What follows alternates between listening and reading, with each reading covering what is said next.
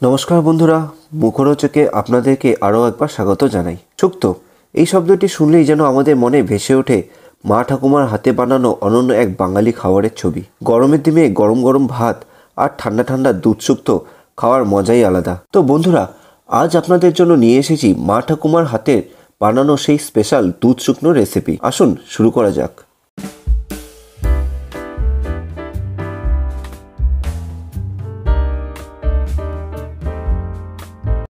দুধ শুক্তো বানাতে যে সমস্ত উপকরণগুলির প্রয়োজন তা হলো সজনে ডাঁটা 2টি, গাজর আঙুলের মতো করে কাটা, আলু 1টি বড়, ঝিঙে 1টি, করলা বা উচ্ছে 1টি, পটল 1টি, বেগুন মাঝারি আকারের 1টি, কাঁচকলা, রাঙা আলু 1টি, তেল, নুন, হলুদ পরিমাণ মতো, 5 ফোড়ন এবং দুধ 200 মিলিলিটার।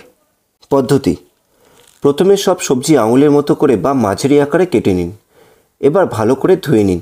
এরপর কড়াইতে তেল গরম করে প্রতিটি সবজি হালকা করে ভেজে নিন। খেয়াল রাখবেন যেন ভাজা বেশি কড়া না হয়ে যায়। এরপর কড়াইয়ে সামান্য তেল দিয়ে 5 ফোড়ন দিন, সঙ্গে নুন আর হলুদ মিশিয়ে কষাতে থাকুন। এরপর কষানো মশলার মধ্যে একে একে ভাজা সবজি দিয়ে ভালো করে মেশান। তারপর অল্প জল দিয়ে সবজি সিদ্ধ হতে দিন। সবজি সিদ্ধ হয়ে এলে তাতে ঢেলে দিন 200 ml দুধ। আঁচ কমিয়ে আরেকটু ভালো মতো ফুটতে দিন। অবশেষে সামান্য চিনি আর ঘি ছড়িয়ে দিন। জল একটু ঘন হয়ে এলে গ্যাস বন্ধ করে দিন। ব্যাস, তৈরি হয়ে গেল আপনার দুধ শুক্তো। এই শুক্তোর সাদা ঝোল আর মিষ্টি স্বাদ যেন কোনো ভাতের সঙ্গে জমে ওঠে।